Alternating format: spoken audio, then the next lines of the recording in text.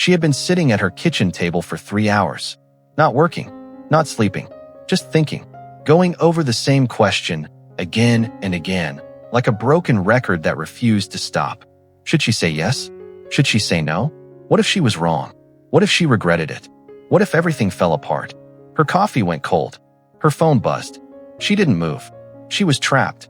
Not by anyone else. Not by life. By her own mind. And here is the strange thing. She knew it. She knew she was overthinking. But knowing didn't stop it. If you've ever felt that way, frozen, exhausted, afraid to move forward, this story is for you. Because what happened to her next changed everything. And it didn't take years of therapy. It didn't take a miracle. It took 10 minutes. And one small, quiet decision. Her name was Clara. She was 31 years old, living in a small flat in Manchester, England. From the outside, her life looked fine. She had a steady job as a graphic designer. She had good friends. She had a warm home. But inside, Clara was exhausted. Not physically tired, mentally tired. Every decision, no matter how small, felt enormous to her. What to cook for dinner became a 10-minute debate. Whether to reply to a message became an hour of worry. Whether to apply for a better job became months of doing nothing at all. Clara's mind was never quiet.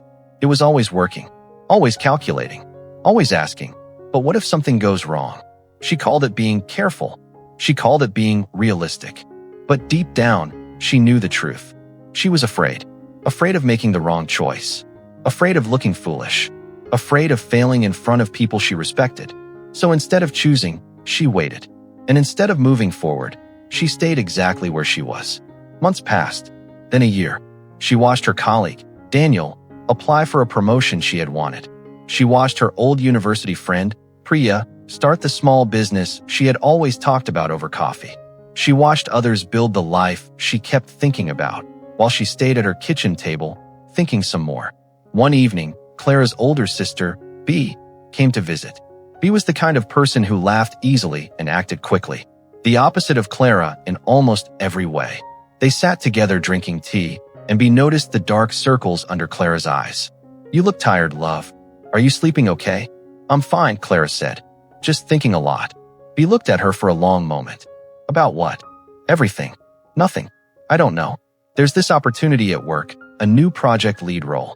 My manager mentioned it weeks ago, but I don't know if I'm ready. What if I take it and fail? What if people think I was too ambitious? What if?" B held up one hand gently. "Clara, stop. Can I ask you something honest?" "Okay. How long have you been thinking about this?" Clara hesitated. "About 3 weeks." B set down her mug. "And in those 3 weeks, has the thinking helped you decide?" Clara opened her mouth, then closed it again. The answer was no. 3 weeks of thinking had not helped her at all. In fact, the longer she thought, the more confused she felt. The more she analyzed, the more problems she found. Real ones, imaginary ones. Ones she had invented at 2 in the morning when her anxiety was loudest. "There's a difference," B said quietly, "between thinking something through and drowning in it." Those words stayed with Clara long after her sister left that night. Drowning in it. Yes, that was exactly what it felt like. Like being underwater. Like trying to breathe and getting pulled deeper instead. The next morning, Clara sat at her desk at work. The email about the project lead role was still sitting unread in her inbox. She had been ignoring it. Her manager, a calm and patient man named Mr. Osei, stopped by her desk. "Clara, did you have a chance to think about the opportunity one mentioned?" "Yes," Clara said. "I'm still thinking about it." Mr. Osei sat on the edge of the desk beside her and said something she did not expect. "Can I share something that helped me early in my career?" Clara nodded. "I used to be like you. I would sit with a decision for weeks. I thought I was being thorough, being responsible. But one day, my mentor told me something I never forgot." He paused. He said, "Give yourself 10 minutes to think about a decision. Think hard. Think clearly. But after 10 minutes, you stop thinking and you choose. Because anything you need beyond 10 minutes of real thought is not more information. It's just fear wearing the costume of logic." Clara stared at him. "10 minutes?" she said. 10 focused minutes, he said. "Not 10 minutes of going in circles. 10 minutes of asking one question. What do I know right now? Then trust that knowledge. And move." He stood up and smiled gently. "You're ready for this role, Clara. You've been ready. Your mind just hasn't let you believe it yet." He walked away, and Clara sat very still, fear wearing the costume of logic. That phrase cut right through her, because it was true.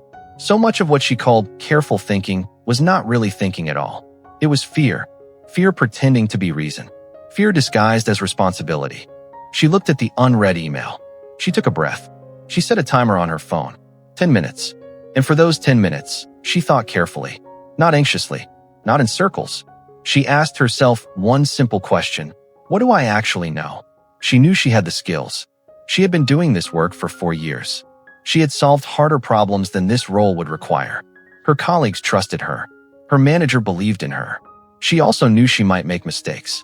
She might struggle. Things might be harder than expected. But she knew something else too. Something that felt new and quiet and true. No amount of extra thinking was going to remove that risk. No matter how long she waited, uncertainty would still be there. That was not a reason to stay still. That was just life. The timer went off. 10 minutes. Clara opened the email. She wrote 3 sentences. She pressed send.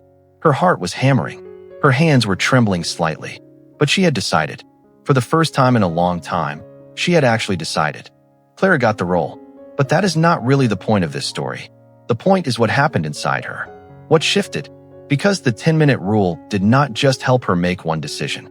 It changed the way she thought about thinking itself. She began to notice, really notice, the difference between useful thought and anxious thought. Useful thought moved forward. It gathered information, waited honestly, and reached a conclusion. Anxious thought spun in place. It found problems in every direction, invented new ones when it ran out of real ones, and always said, not yet. Wait a little longer. Think a little more.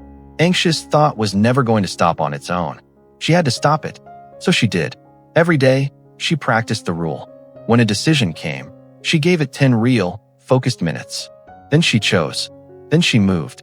Not perfectly. She made mistakes. She chose wrong sometimes.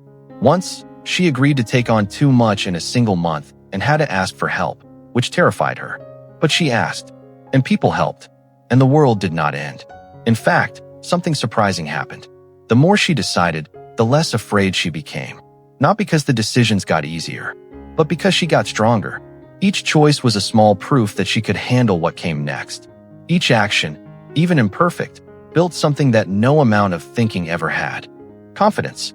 Real confidence. Not the kind that comes from feeling ready. The kind that comes from doing things before you feel ready. Months later, Clara met B for coffee. Her sister looked at her and smiled before she had even sat down. Something's different about you, B said. I stopped waiting, Clara said simply. I stopped waiting until I was sure. Because I realized I was never going to be sure. And I was missing everything. B reached across the table and squeezed her hand. And for the first time in a long time, Clara did not worry about what to say next. She just smiled back. Maybe you know what this feels like. Maybe you've been sitting with a decision for days, weeks, months, telling yourself you just need a little more time, a little more certainty. But here is the truth no one likes to say out loud. Certainty is not coming. It was never going to come. Overthinking does not protect you from getting it wrong. It just protects you from getting it started. You already know more than you think you know. You already have more inside you than fear has let you see. So give yourself 10 minutes. Think clearly. Think honestly. Then stop thinking and choose. Because the life you want is not on the other side of a perfect decision. It's on the other side of any decision at all. Move forward. The rest will follow. If this story helped you, share it with someone who needs to hear it today. And subscribe. A new story drops every week.